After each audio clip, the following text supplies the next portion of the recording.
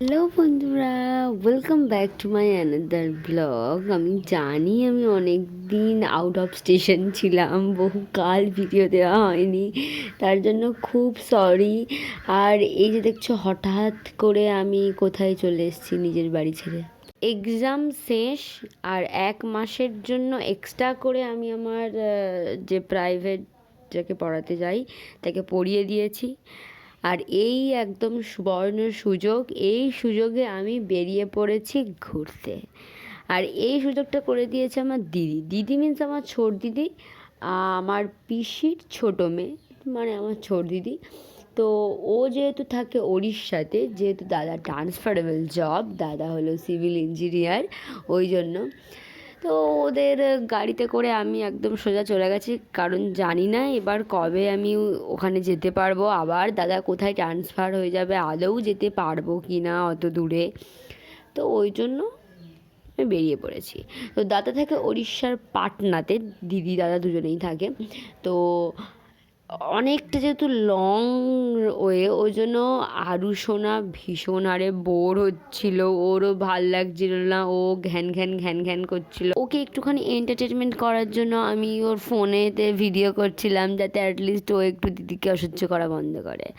আর আরুর একটা ভীষণ কিউট একটা অভ্যেসের কথা বলি। ও যখন কোথাও যায় না, দিদি যদি ওকে একটু বকে, আর দেন যদি কেউ ওকে বলো বাবু মা মেরেছে, তুমি এসো আমার কাছে এসো, তখন ও চলে আসবে। যতক্ষণ না দিদি ওকে বকবে আর অন্য কেউ ওকে আদর দিচ্ছে, ও কিন্তু হারগিজ আসবে না। তো রাস্তাটা ঘাট মোটামুটি ভালোই চলছিল। তার মাঝখানে ভীষণ আরে খিদে পাচ্ছিল, তো একটা কলা খেয়ে নিয়েছি। হ্যাঁ, তারপরে আমরা একটুখানি মাঝ রাস্তাতে জাস্ট খাওয়া দাওয়ার একটা ব্যাপার ছিল, কারণ অনেকটা রাস্তা দুপুরবেলা পেটে না খাবার পড়লে দাদাও গাড়ি চালাতে পারবে না, আর আমরাও যেতে পারবো না। এদিকে আমার দিদি তো ভাবতেই বসে গেছে কি করে আরুকে খাওয়াবে। আর এই দেখো, আমরা প্রত্যেকে খাওয়াতে বসে গেছি, আর দিদি আরুকে খাইয়ে সব শেষে খাচ্ছে। আর একটা ব্যাপার কি বলো তো, দিদিদের কাছে থাকলে তো আবদার করা যেতেই পারে। এতদিনে তোমরা হয়তো জেনেই গেছো আমি কী লেভেলের ফুডি আর কী লেভেলের আইসক্রিম লাভার। আর আমার বন্ধুরা তো এ বিষয়ে প্রত্যেকেই জানে। তো তারপর কিছু ড্রাই ফ্রুটস কিনে নেওয়া হলো, যাতে করে রাস্তাটা যেহেতু অনেকটা লং, তো তাই অল্প যাতে একটুখানি খাওয়া দাওয়া করা যেতেই পারে। তো দেন আবার আমরা বেরিয়ে পড়েছি আমাদের গন্তব্যস্থলে। এদিকে আরুকে নিয়ে দিদি অসহ্য হচ্ছে। দেন দেখো, ওকে দিদি একটু বকে দিয়েছে, সেই সেম ট্রিক্স ফলো করে নিয়েছি। ওকে আমি একটু ভালোবেসে আমার কোলেতে নিয়ে নিয়েছি, আর ও আমার কাছে চলে এসছে।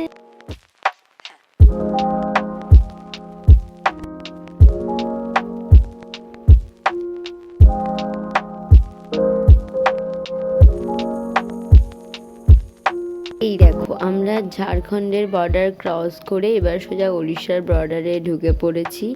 হ্যাঁ, উড়িষ্যার বর্ডারে ঢোকার আগে আরও একটা ব্যাপার, আমি মানে ভিডিওটা নিতে জাস্ট একটু ভুল করেছি, মানে সেই সময় আমি ঘুমিয়ে পড়েছিলাম। আমার না উড়িষ্যার আরও একটা সিস্টেম ভীষণ ভাল লেগেছে, সেটা হলো গিয়ে রাস্তার ধারেতে একটা প্ল্যাকার্ড টাঙিয়ে লেখা রয়েছে, হ্যাঁ, ওই রাজ্যের কোন মানুষের জন্য, কোন স্তরের মানুষের জন্য কতটা কী কী ছাড় দেয়, মানে রোডেতে কতটা কী কী ছাড় দেওয়া রয়েছে, রোডের যে ট্যাক্স, হ্যাঁ, কোন স্তরের মানুষকে কোন কোন স্তরের মানুষকে কতটা দিতে হবে, বা কোন স্তরের মানুষের ট্যাক্স ছাড় রয়েছে। এটা খুব খুব ভালো একটা সিস্টেম। ও পাগল হয়ে যাবো এখানে আমি। ওভারটেক করতে গেলেই বিপদ দেখা দিতে পারে। আর পাশেই মেবি তোমরা দেখতে পেলে একটা লরি পাশে দাঁড় করানো আছে। ওই লরিটার পেছনে মানে ভীষণ ভারী ভারী কিছু মাল যাচ্ছিল, তো যেহেতু নিচ থেকে ওপরে উঠছে, তো তাই অতটা হয়তো লোড নিতে না পারার কারণে গাড়িটা উল্টে গেছে। তো ওই রকম ধরনের ছোটোখাটো বড় সড়ো বিপদের সম্মুখীন হতে হয় পাহাড়ি এলাকায়। হ্যাঁ, তো আমি একটু একটু করে কাঁচ লাফিয়ে লাফিয়ে খাবারও দিচ্ছিলাম।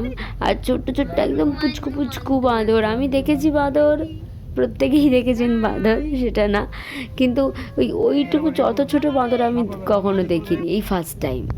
আমি না পশ্চিমবঙ্গের থেকে ওড়িশাতে এই এত সুন্দর একটা ব্যাপার আমার এত ভালো লেগেছে, এখানে এত গাছপালা, মানে প্রকৃতিটাকে পুরো কাছ থেকে যে অনুভব করার একটা সুযোগ আমি পেয়ে গেছিলাম। আমার ভীষণ ভাল লেগেছিল এই ব্যাপারটা, যে এখানে না গাছপালার সংখ্যা অনেক, ব্যাকগ্রাউন্ডে মিউজিক বাজছিল চল ছাইয়া ছাইয়া, আর এদিকে এত সুন্দর একটা প্রকৃতির রূপ, আমার তো খুব ভালো লাগছিল।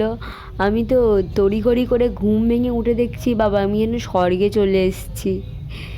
চলো সবাই মিলে এবার একটুখানি জার্নিটাকে উপভোগ করি, অনেক আড্ডা হলো। সবাই চলে গেলে কষ্ট হয় না? না না, আরো লাগবে ঘন্টা দুয়েক। যাচ্ছি।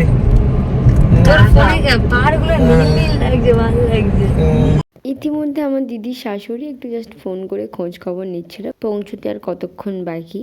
এতক্ষণ আমি যে দূরের নীল নীল পাহাড়গুলো দেখছিলাম না, সেটার ওপরে যে আমি এসছি সেটা ভেবেই আমার কি যে আনন্দ হচ্ছিল।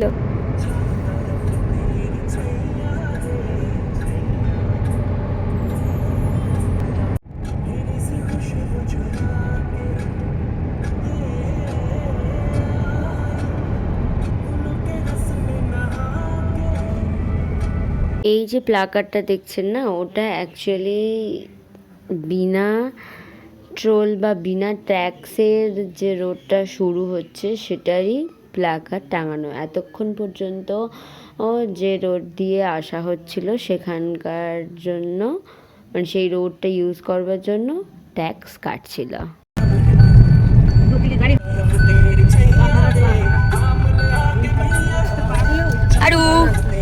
এই দেখো আমরা গান শুনতে আর এদিকে গল্প করতে ব্যস্ত, কিন্তু দাদা ঠিক একটা চায়ের দোকান পরে বসে পড়েছে চা খেতে। একেই বোধহয় বলে চা প্রেমী। ওই যে পাশের রাস্তাটা বেরিয়ে গেছে দেখ না, ওটা হলো দিল্লিতে চলে গেছে। হ্যাঁ, তো ওই দিকটা পুরোটা দিল্লির দিকে বেরিয়ে গেছে, আর আমরা এদিকে কথা বলতে বলতে অলরেডি কারেঞ্জিয়াতে ঢুকে পড়েছি। মানে আমার দিদিদের মানে যে জায়গাটা থাকে, পাটনা যে জায়গাটাতে, ওটা হলো কারেঞ্জিয়া। তো দাদা হচ্ছে আর বাজারের ভেতর থেকে নিয়ে যায়নি, বাইরের রাস্তা থেকে নিয়ে গেছে, কারণ বাজারে ওই টাইমে মানে বিকেল টাইমে বা ইভিনিং টাইমে ভীষণ হারে ভিড় হয়। আর একটা কথা বলে রাখি, এখানকার মানুষ না সকালে বেশি আর কি টিফিন করতে পছন্দ করে সন্ধ্যাবেলার থেকে। তো কথা বলতে বলতে আমি অলরেডি চলে এসেছি এখানে, আর দিদির কাজগুলোকে আমি টেনে টেনে ব্যালকনিতে নিয়ে যাচ্ছি। আর সেখানে গিয়ে আমি বুঝতে পারলাম এখানে কি মারাত্মক হারে মানে সুন্দর একটা হাওয়া হচ্ছিল ওই ব্যালকনি থেকে। আর জানো আমরা সারাদিন এত জার্নি করে আমাদের এনার্জি শেষ হলেও আর আমাদের আরও সোনার এনার্জি শেষ হয়নি। ওকে তো দিদি খাওয়াতে আরও রাজিহাল হয়ে পড়েছে। আর সেই ফাঁকে আমি দুটো ডার্ক ফ্যান্টাসি খেয়ে নিয়েছি। আর চলো চলো ডিনারটা সেরে ফেলি, আজকেকার মতন টাটা।